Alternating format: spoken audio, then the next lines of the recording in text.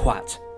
I'm your host, Tom Kearns, and welcome to the Anglo-Saxon England podcast, the interview with author John Fletcher episode.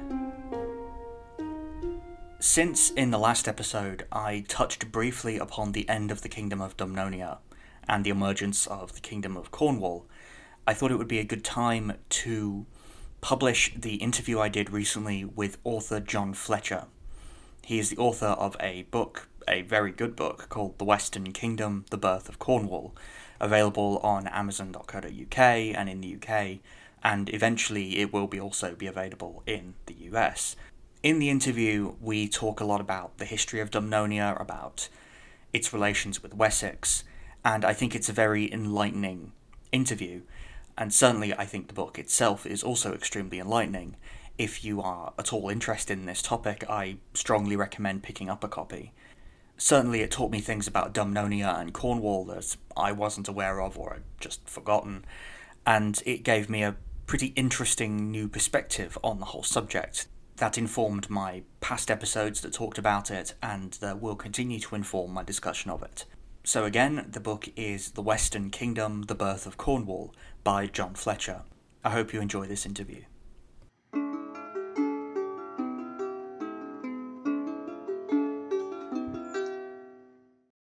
Okay. So, first of all, would you be able to say a bit about yourself, sort of introduce how you got interested in Cornwall and Dumnonia? Yeah, absolutely. So for your listeners, my name is John Fletcher.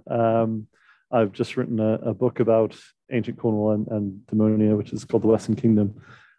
I got interested in it when I went to Plymouth for university, actually, which was longer ago now than I care to remember. But I was a Viking reenactor at the time. I had a sort of general Viking character from when I lived in East Anglia, and I had thought, well, I think the Cornish aren't the English, so there might be something there. And I started reading into it, and it turned into a bit of a rabbit hole, and I ended up with these kind of masses of notes and texts and all this sort of stuff, and I sort of got to the point where I was like, I should probably write some of this down properly. Yeah, I've definitely been there. This whole period is kind of a rabbit hole when you really start getting down into it, isn't it? Yeah, absolutely. I mean, as out of fashion, and rightly so, the term is now, you can see why it was called the sort of the Dark Ages. It feels like there's a lot of information there that's there but not discussed or not really often talked about, so it's easy to sort of fall into. Yeah, it's definitely something I've kind of had to deal with the podcast of how do you tell a history of this where the information is so patchy and so many of the people may not have actually even existed. It's a whole issue to get into. So how would you? Obviously, my podcast is about the Anglo-Saxons, so I don't know how familiar my audience would be with Dumnonia and Cornwall, but as you know, it's a major part of West Saxon history in particular. So, how would you introduce Dumnonia or Cornwall to someone who doesn't really know much about it and sort of its place in larger British history? I think the best way to start, and one of the most important things when we're talking about this, is to start geographically, which sounds very basic. Mm-hmm. But the way where Dumnonia is and where Devon and Cornwall are now are essentially the part of Britain that juts out into the sea on the southwestern tip of the island. Why I say it's important to start with that geography is because we say that, and then people sort of picture in their mind the map and the way things are today, and all roads lead to London, go across to Dover, to Europe. But when we're talking about sort of the early medieval period and the period before that, any sea is a highway at that point. Sea travel is massively important. So Dumnonia is a country of Britons, of Romano-Britons in the early medieval period, who are intrinsically linked on all sides to the sea, and they're linked to these wider trade networks in the Irish Sea, obviously with what will become the Welsh, with the Irish, with Armorica, and they've been that way for thousands of years. One of the really interesting things about Dumnonia as a sort of kingdom, if you like, in the early medieval period, is that it comes from a pre-Roman tribal name, the Domonii. They've been doing this for a long, long, long time. to the point where Proscopius, I think I'm going to mispronounce this because my Greek's not very good, Proscopius, I believe, writing, I think about 2000 BC, something like that, describes the Southwest Britons and these tin isles, and that they're very civilized up there. You know, they're not as barbarous as everyone else, by which he means, you know, they're quite Greek, they're Mediterraneanized, and that's because they've, you know, been dealing with that. And right through the early medieval period, you know, that is at the heart of understanding Demonia, is that this is a maritime, linked-in kingdom, and crucially, I've sort of touched on it there, it's one very focused on the tin trade and on this big extraction of wealth from the southwest of Britain.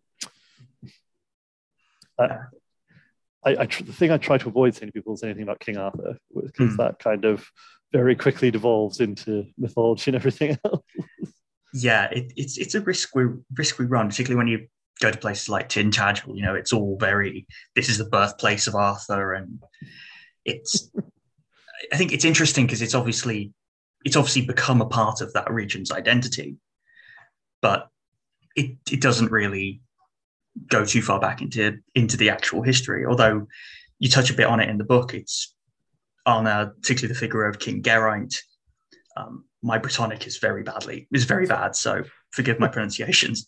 And sort of the difficulty that a figure like he poses, particularly in terms of Arthurian mythology and actual history. So I was wondering if you could maybe say a little about that, because I thought that was a really interesting discussion. Yeah, so the issue we have really when we look at anything to do with the Southwest Britons, when we look at Demonia, is that it has become so intrinsically linked with the mythology of Arthur. Geraint in particular is really interesting because by the standards of Romano-British kings and particularly Demonian kings, he's very well evidenced. Actually, you know, we've got a letter from the Bishop Aldhelm, which is a little bit rude, but it's there. We've got say more than a little bit, but yeah. We've got a charter he issued, and we've got an elegy for him, or most likely for him, I should say, because it could be somebody else, from Welsh Heroic poetry. So this is a figure we actually can say as confidently as you can about any early medieval figure, like you've sort of touched on before, that you're in the realm of myth at this point, existed. Unfortunately, his elegy also contains the very first mention, or one of the very first mentions, of Arthur, and specifically Arthur, not sort of Ambrosius or a war leader of the Britons, but Arthur as an elegy for sort of kingship and war leading and glorious doomed charges.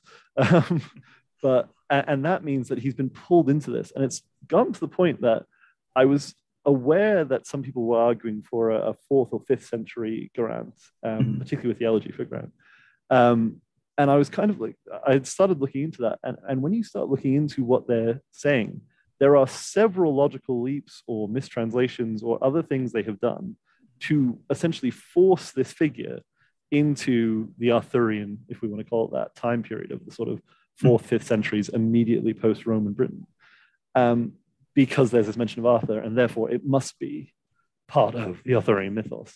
And it's very difficult because obviously there are good parts of Arthurian mythology in the Southwest. I mean, you know, it is something that people rally around. And the reason it's in the poem is even at a relatively early stage, it was something that the Britons and the Cymry, or the Welsh as they became, were starting to identify and rally around. So it is an important part of this sort of national character. But it's also a very overshadowing one. And it's interesting, you mentioned Tintagel, which obviously had a lot of controversy with some of the decisions that English Heritage have made in their presentation. The warrior statue, they don't actually call it an Arthur statue, but if you show a picture to an American tourist, it's very quickly identified as Arthur. Yeah. And carving Merlin on a Cornish cliff face, which for what is a hugely important early medieval site is a little bit, I'm not sure I'd go as far as disrespectful, but it's certainly not purely historical in your presentation. Yeah, I get, obviously they need to get people coming and they need to get money coming in, but I agree with you that definitely pushes the boundary a little bit of just making stuff up. Yeah.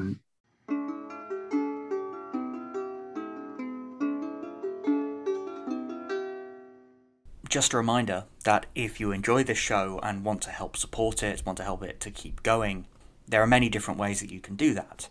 You can leave a like or a rating or a subscribe on whatever platform you use. That really helps to boost the show in the algorithm and get it recommended to more people. One of the more direct ways you can help out is by becoming a patron over at Patreon, where you will get access to bonus episodes, episode transcripts, and ad-free versions of all the episodes. I'm extremely grateful to every one of you who has already become a patron, and I have a couple more patrons to thank this week. So, Deacon Diedrich and Evan Shriver, thank you so very much for your support. It is greatly appreciated and extremely helpful.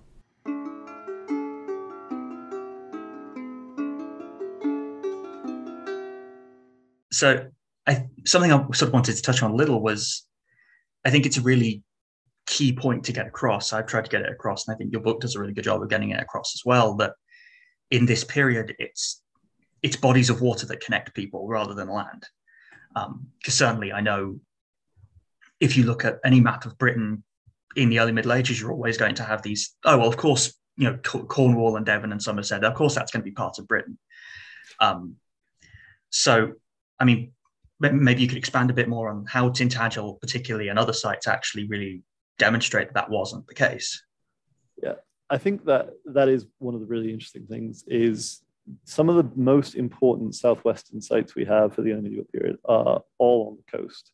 There's Tintagel, Bampton, which is near modern-day Plymouth. Morecambe, which is actually just across the bay from Bampton.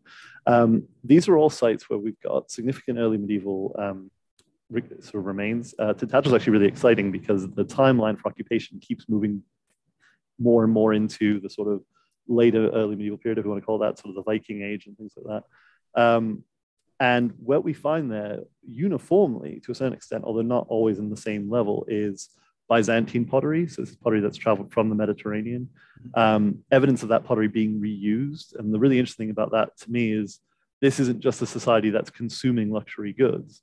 They are producing things or have enough knowledge to then reuse these things for their own goods. They're probably trading on with that. Likewise, we've got sort of smaller assemblages in other ways where there's just sort of workshops and things all set up on the beach. Everything is very marine focused. And particularly the pottery is such a great example that, because that has had to come. I'm not very good at it. I'm not. You're probably much more knowledgeable on pottery sherds than I am in depth. But go that far, but okay. When you look at the type of Samian where it is, you can identify production in North Africa as part of the Byzantine Empire at the time of, I believe it's Justinian going out to try and reconquer everybody, which means that it has had to come from the Mediterranean. And we can see, even, as I said, thousands of years before that, they are shipwrecks off the coast of Israel with tin that was mined in Cornwall. There are these writers talking about these tin isles and these people who are very cultured, and what they mean is Greek they do, rather than barbarian. And the really other sort of one that kind of highlights how maritime focused they were is when you look at Brittany, and to a certain extent the very short-lived Britain settlement in Galicia, because the traditional story and the story which is still a little bit taught is that kind of the Romano Britons are fleeing the Saxons, and they run across the ocean and just end up in northwestern France, and that's why there's a Brittonic language speaking population there. Just on the sort of surface level, there's a couple of problems with this. One is that in general, refugee populations don't usurp completely the culture and language of the area they land. The other one is, how do you get all these people to that place safely if they are fleeing, if there's desperate flight? What it's very interesting and is made much clearer is when you take a map of these Britain settlements and on the European sort of continent, and then you put a geological map on top of them. There are tin deposits in southwest Britain, in Amorica, where Brittany is, and in northern Spain. And those are the three major tin deposits in Western Europe. So this, to me, and again, this is, I guess you could call it sort of theorizing I put forward in my book, but as I say, it's supported by geological maps, things like this. This was a concerted effort to use the sea lanes to maintain their grip on the tin trade, which they had even during the Roman period. I mean, they were giving it to the Romans. One of the noteworthy things about the Roman occupation in the southwest is that there seems to be very little hint of resistance. The Durotriges put up a heroic but completely doomed effort just to the east of them. And as far as we can tell, the Daemonians just go, okay. But with the Roman trading network gone, with the sort of road focus to London, to all that, they are in a position where they have this commodity they want to shift to maintain their own power and prestige. And they make a move to do that, something that is maritime focused. They send ships, they send men, and they don't occupy sort of Galicia. They set up an outpost in Galicia, but certainly in Amorica, they are creating a new society, essentially. Although admittedly one they've had long-standing cultural links with. Yeah. I remember because I did sort of Brittonic history for a bit at university. I remember particularly the history of Brittany being really fascinating. I can't speak French, so I couldn't really get into it in too much detail, but just like the fact that as early as, if I remember it correctly, I could be totally wrong on this, as recently as the Second World War, Breton and Cornish were mutually incomprehensible, which is quite incredible if you think about it. Certainly, if I remember it rightly, the whole narrative around Saxons pushing Britons into Brittany is not really, it's still pushed by the French, but it's not really very widely accepted elsewhere. And I have to admit, the outpost in Galicia was actually new to me. I hadn't heard about that before. That was really fascinating. Yeah, it's by the standards of these things. Like I think it's around 100 years. I don't necessarily quote me on that without my notes in front of me, but it's much shorter lived. It still exists as a bishopric that the Catholic Church can bestow upon somebody. It's currently empty, but it's basically the Bishop of the Britons in Galicia. So it lasts, I think it's around 100 years. And then there's no like great tragedy. The population just kind of merges with the native population. And I think that probably represents that this was a stopping point on the way around sort of Spain and into the Mediterranean, and probably was never out of difficulty of traversing and stuff, was never as closely linked with the Southwest as Brittany was. Yeah. I was wondering if you could say a bit about, because I know we talked at the beginning a little about how the sources for this are incredibly patchy, as is the way of sources with the early Middle Ages. So obviously with Dumnonia, we have things like the Anglo-Saxon Chronicle and letters and Welsh chronicles and heroic poetry and archaeology and things.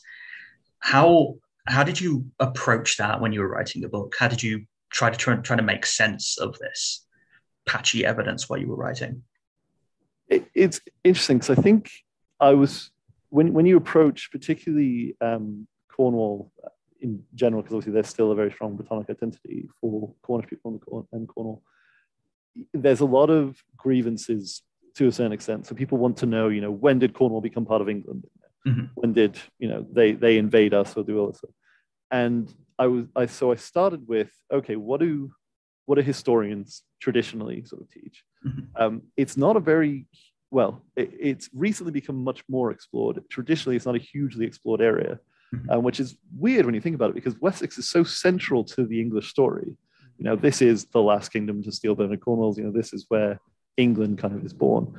But this early story is just kind of there, but not really listened to. So I started with, what did they? And realistically, they kind of say, oh, the West Saxons push west, and the Britons get horribly slaughtered, and then Cornwall becomes part of Britain, part of Wessex in 600 or 700 or 800. They throw out these dates but so then I said, okay, so what did the Saxons say?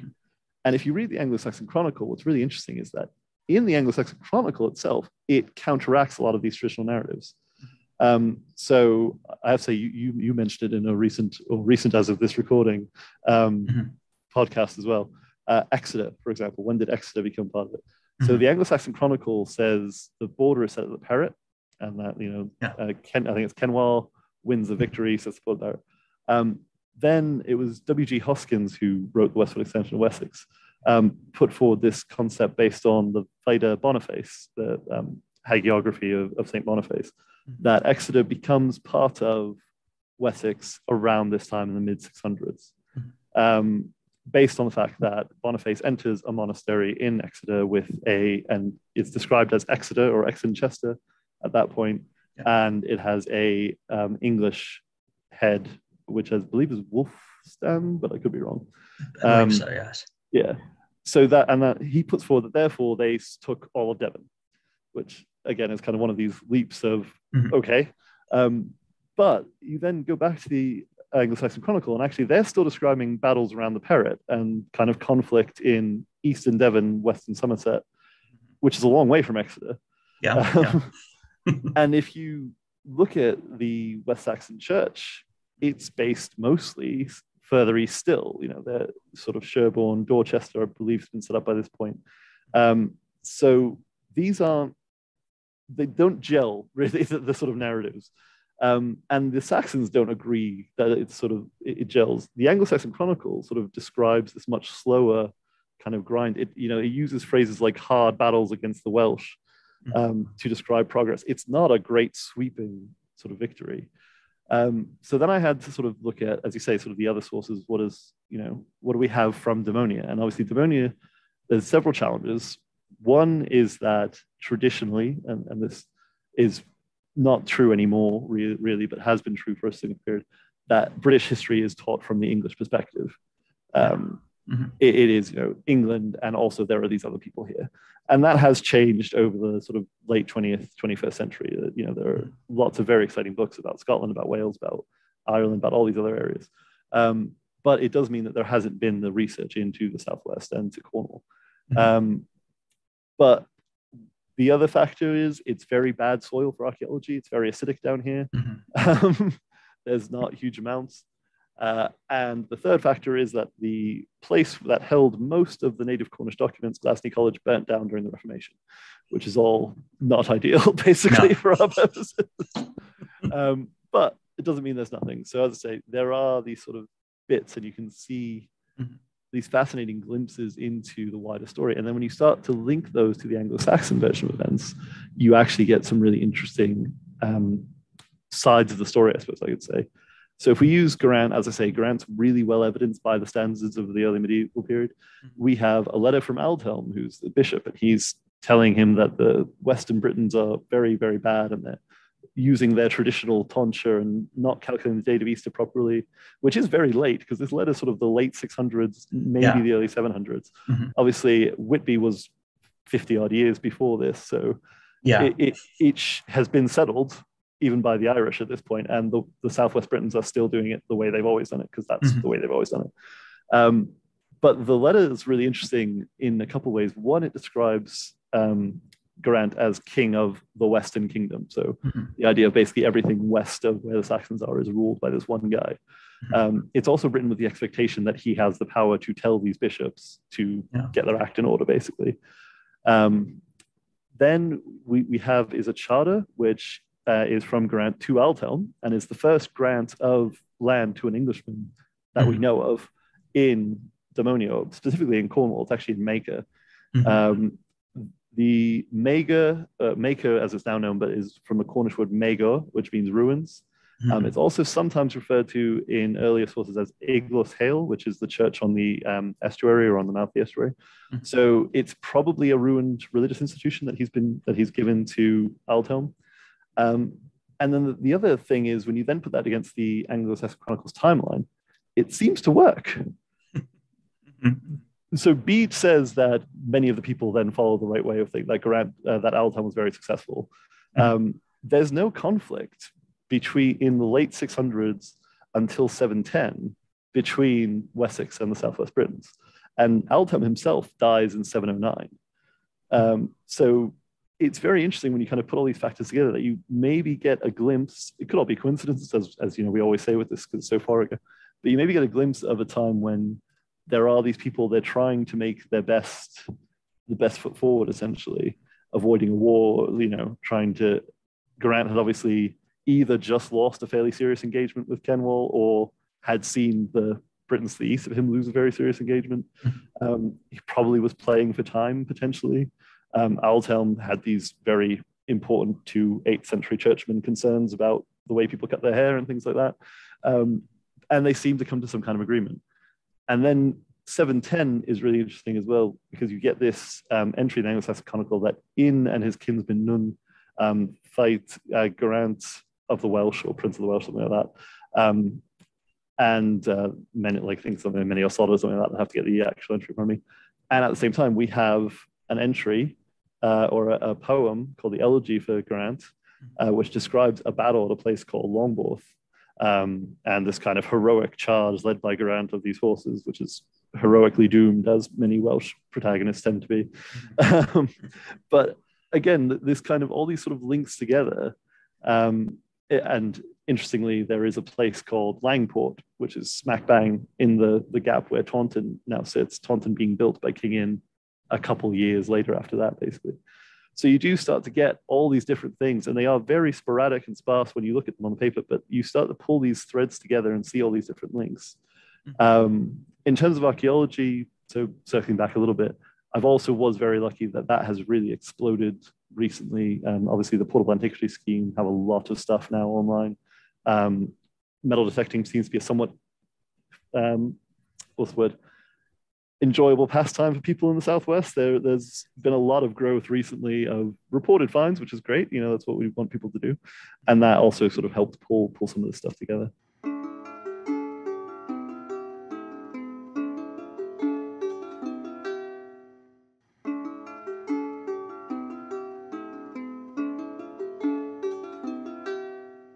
So to what extent do you think, as you say, like traditionally British history has been written very much from the perspective of the English? To what extent do you think this sort of reassessment of Cornish history, as interest in a Cornish perspective of history, has been the result of the revival of a distinct Cornish identity, or the popularization of a distinct Cornish identity? I think they certainly, some of the biggest works on this from the Cornish perspective have been relatively recent. The things like Craig Weatherhill's Promontory People, and Bernard Deacon wrote a book called Cornwall's First Golden Age, which is all about the early medieval period. I think those are very much coming from what we might call a nationalist sort of standpoint, because there has been this renewed interest in a Cornish identity in the Cornish language. Obviously, the Cornish language is what I'll use the word functionally extinct, in terms of there are no people born speaking only Cornish, but there are people still learning Cornish. There's something like 500 speakers and growing. I think what's happened more so, it's one of these sort of chicken and the egg sort of things. People feel like their heritage is under threat for some of the reasons we've discussed. You know, there's a feeling that maybe it's not taken seriously as part of the story of Britain, of sort of these isles, that there is this sort of Britannic element in the Southwest. There are wider social issues about second home ownership, the cost of living crisis down here in particular. And there is feelings, very strong feelings often, that being Cornish is, you're running out of the ability to be Cornish in Cornwall, because you're being priced out, you're being, I suppose, educated out by, you know, English speakers or people from upcountry coming down. And I think that instinctively makes people want to learn more about their past. And that does pull good and bad forward. I mean, as I say, the two books I've mentioned are both actually very good books. You can tell where their sort of loyalty lies, if you like, but they are still good academic works. There are much less academic works floating around on the internet or on various sort of magazines and things like that. One of the really interesting things for me about the kind of where Cornish nationalism and the traditional English story collide is that some of the worst stories that come out of the English side of this, which are probably factually untrue, they don't really match up to anything, are embraced really heavily by sort of the people who are real diehard nationalists, because it fits this model to them of the English being these horrible oppressors. And can you know, give any examples? Yeah, well, the famous example is Geoffrey of Monmouth and the burning of Exeter by Athelstan. So Geoffrey tells us, and there's reason to suspect he did, that he took a journey down to Exeter and essentially interviewed locals, and this is in the 14th, 13th century, and asked them history basically about Athelstan, who was obviously the man who paid for the foundation of Monmouth. So gets a very glowing review in most of Geoffrey's works. And the ladies of Exeter basically tell him that Athelstan burnt the Cornish out of Exeter and drove them with whip and sword and flame out, and in over the Tamar, and set the border at the Tamar. And I think sometimes it gets included that there's a campaign into Cornwall, and he burns and slaps and kills and all this sort of stuff. There's very little evidence for any of that, basically. Mm-hmm. As I've kind of touched on, Exeter does get, if you like, given by historians to the English very early sometimes, but realistically, by the middle half of the 700s, it is firmly in English control. Mm-hmm. There may well have still been Britannic people who lived there, but in terms of political control, it was very much under the control of Wessex. It would also be very uncharacteristic for Athelstan to just suddenly go on a genocidal campaign. Yeah. One of the sort of things that's really interesting about Athelstan as a historical character, if you like, is that he is the Saxon king who kind of understands that the Welsh and the Scots and the Vikings aren't going anywhere. They all live here now. And it would be better to be king of all of them than to try and slaughter them all to force them to accept his rulership. Yeah. And, that's what makes him king of all, Rex Totalis Britannum, is that he accepts tribute, accepts, surrender from these people. So yeah, just suddenly going on a sort of burning and pillaging streak in the western part of his kingdom for no apparent reason would be very out of character. And we have no other sources about this. Literally no one mentions it. It's not on the Welsh annals. It's not in any of the Irish annals or anything. It's not in the Anglo-Saxon Chronicle. Like no one mentions this strange thing, but it is still embraced very hard by certain people. Because it kind of puts across this horrible English people. And as I say, we shouldn't kid ourselves. Early medieval period is a nasty, bloody time at the times. Yeah. There were plenty of, King Inna, for example, who kills Geraint, writes a law code which says that the Britons in his newly conquered realms are worth half of what the English citizens are. In terms of compensation and gold and stuff. He was probably not a very nice man to, live under if you were a Briton. Probably not, no. Yeah. So there are elements of this which are, normal for the time period. But it's interesting how these stories get swapped from, I suppose, both sides, if you like. Yeah, to me, it raises a question about, obviously, it's very easy to think about these things in terms of Wessex, Dumnonia, Wessex, Cornwall, and very firm line. And I think Boniface and potentially Valhelm kind of goes against this. Can we really say anything about like the smaller scale, ordinary people, presumably people traveled between Wessex and Cornwall, and how that might have shaped the identity of the regions? Yeah, I think we can. There's been some interesting linguistic work which looks at sort of place names and when they appear in certain areas, which suggests that there may have been some Saxons or English speakers, I should say, living in what was still firmly Dominion territory prior to the Parrot being crossed as a border.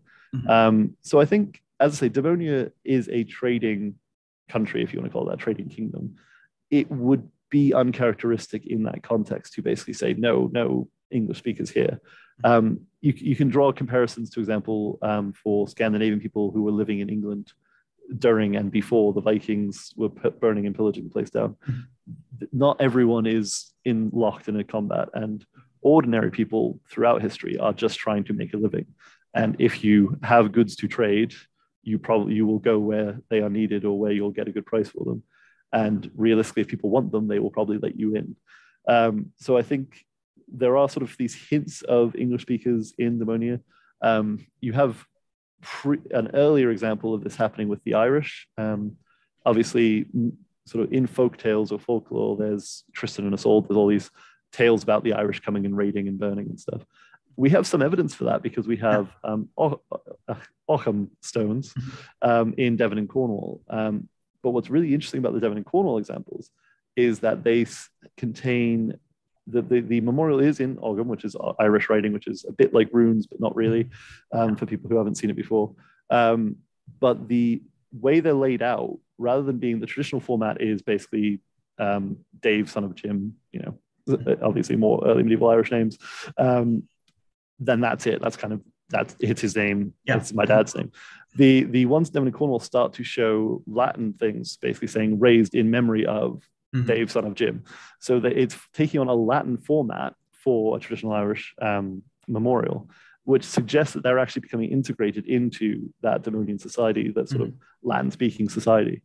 And there's no reason to say that there wouldn't be Saxons who are doing exactly the same. If we go to the Boniface story, I think the Vita is written by his apostle, I think, whose name completely escapes me.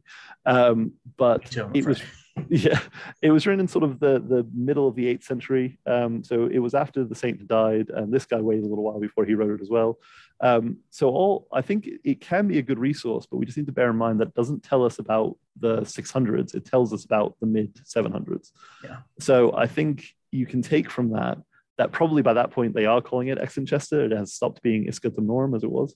And I think also you could still take from that there was a Saxon leader of this monastery or teacher of this monastery who Boniface interacted with. And I think the thing to take from that is not that this is a English institution or this is English control. It's that there were English adherents to Christianity in Britannic institutions. Yeah. And there's nothing distinctly unusual about that. Later on, we have evidence of a Cornish bishop who also used an English name, Wulfstig Comor, who spent time in Glastonbury Abbey. Aldhelm writes about visiting, I believe he calls it dire, demonian, dreadful Cornwall or something like that. Again, not a big fan of the Southwest, but in fairness to him, there's apparently a storm that rips the roof off the church he's staying in. So it was probably not a great trip. But he's journeying through these lands completely, unhindered, not being attacked by angry woad-painted Britons or anything like that. So I think we have to be aware that borders in the Anglo-Saxon period in general are very fuzzy things. They're not. There's not a line where a guard checks you as you cross it or anything else. There are kind of people on either side who may or may not know who their particular lord is aligned to at that moment. And I think particularly in a trade-focused kingdom, as Daemonia appears to be, there is every reason to suspect that ordinary people were moving back and forth across these borders. Yeah, and during certainly, given how complicated the history of westward expansion was, as you've explained it in the book, I think it's totally reasonable that some people might not know who their lord was at the time. I see that we are in the final 5 minutes of my Zoom time, where I think one last question I wanted to sort of ask is, you mentioned that you're a reenactor. Yep. How did that kind of shape your approach to this or your work on this? I think it was very foundational because, as I say, it was about initially way back when I was sort of 19 and keen, making this kind of character, this presentation. What reenactment is really good at is trying to get into the heads of ordinary people at that time. So I've spent a lot of time, sifting through finds, looking at settlements and trying to imagine, not just there are these big sweeping battles and these kings and things clashing in, but how are people living? What tools are they using? What crafts are they doing? What do we have evidence for day-to-day life? My living history, which is where we sort of show general sort of life stuff, is a tinner setup. So I've got cassiterite gravel, tin ingots, and finished sort of products of tin, and I can talk to people about, this was really important in the Southwest, in the medieval period, in the industrial period, in the Roman period. This is really the sort of the center thread of local history, and this is how they mined it in the early medieval period. And I've been able to look into that and do that research, starting from a kind of what would a person who lived in this time period do, and then from that you get sucked into the bigger events. You get sucked into the Garant's glorious death and King In's laws and Tintagel and its links to the wide world. But reenactment really, when it works best, shows you ordinary people in a completely different time period and highlights that although things are different, people are very, very similar. And that's one of the things I always try to sort of say to people is these are still people. They are primarily concerned with making things a little bit better for their children than they are for them. Making sure they have food on their table. We should bear that in mind rather than just focusing on, big flashy battles and this sort of stuff. I think I agree. I think that, really biologically, certainly they're no different from we are. They engage with the world in the same way that we do, and they presumably have the same interests that we do. Well, not quite the same. They don't have iPhones or anything, but you get the point. Yeah. Yeah. So where can people like find you and find out more about you and what you do? Okay, so from a reenactment point of view, we are Morvleith, which I'm going to spell because it's a Cornish word, which is Morvleydh, which is the Cornish word for sea wolves, which is both the name for sharks and also the name for seaborne raiders, basically. But yeah, we do a sort of Viking Cornish history. You can find us on Facebook, and I also do sort of weekly posts about Cornish history or a particularly interesting find or artifact, stuff like that. And obviously you can read my book, which is on Amazon, which is The Western Kingdom, The Birth of Cornwall, which I would be very happy you did. Oh, thank you very much. I'm glad you enjoyed it. But yeah, no, that's the main ways to find me. And I'm also on Instagram, just with pictures of me in reenactment kit, which is very dull for many people, I can imagine, but I was told it was the way forward. No, I think that sounds very interesting. I'd definitely follow that, but I guess I'm one of those people. But yeah, it's been great to talk to you. Thank you for talking to me about everything. I'm sure my audience will be very interested in it. Oh, brilliant. Well, thank you very much for having me on. I really appreciate it. Thank you for listening. I hope you've enjoyed this episode of the Anglo-Saxon England podcast. Just a reminder that this episode was an interview with the author John Fletcher about his new book, The Western Kingdom, The Birth of Cornwall, available from Hive or Amazon, and very much worth picking up if you're interested in this topic. Once again, I've been your host, Tom Kearns, and I hope you'll join us for the next episode. Until next time.